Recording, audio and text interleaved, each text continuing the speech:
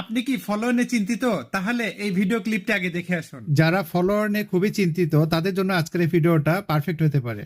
দেখুন, ফলোয়ার কিছু না, কন্টেন্ট ভালো হলে অটোমেটিক্যালি ফলোয়ার চলে আসবে। যেমন আমার এই একটা ভিডিও থেকে 10,000 প্লাস ফলোয়ার এসেছে, চিন্তা করা যায়। এবং সেই ভিডিওটা হচ্ছে আমার আর্কাইভ থেকে, অর্থাৎ এই ভিডিওটা আমি রিপোস্ট করেছিলাম, ফেসবুকে আমাকে বলেছিল রিপোস্ট করতে, রিপোস্ট করেছি, সেখান থেকে আমার 10,000 ফলোয়ার এসেছে। তার মানে কন্টেন্টে ফোকাস দিতে হবে। এই যে ফলো ব্যাক টু ব্যাক, উমুকের বাড়িতে আপনার বাড়িতে গেলাম, আমার বাড়িতে আসেন, দাওয়াত দিলাম, এত হাজার পরিবারের পক্ষ থেকে দাওয়াত দিলাম, এগুলো না করে কন্টেন্টে মনোযোগী হন, ভালো কন্টেন্ট তৈরি করুন, তাহলেই কিন্তু আপনার এখানে ফলোয়ার চলে আসবে। আমার এই ভিডিওটা ভিউ এসেছে কত?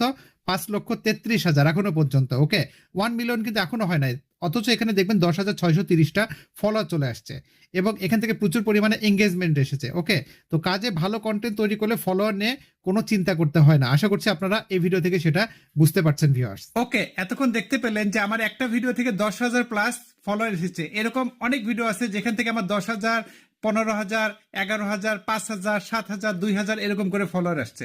সত্যি এরকম অনেক ভিডিও আছে। কাজেই চিন্তিত হবেন না, নিয়মিত কাজ করেন, ভালো কন্টেন্ট হলে অটোমেটিক্যালি ফলোয়ার বাড়তে থাকবে। তখন বুঝতে পারবেন যে কন্টেন্ট ক্রিয়েশন আসলে মজাটা কোন জায়গায়। আশা করছি আজকে ভিডিওতে আমি আপনাদেরকে সেটা স্পেসিফিক্যালি বুঝাতে পেরেছি। অবশ্যই ভিডিওটা সর্বোচ্চ সংখ্যক শেয়ার করে পাশে থাকবেন এই আশাবাদ ব্যক্ত রেখে আজকের মতো বিদায় নিচ্ছি। আল্লাহ হাফেজ।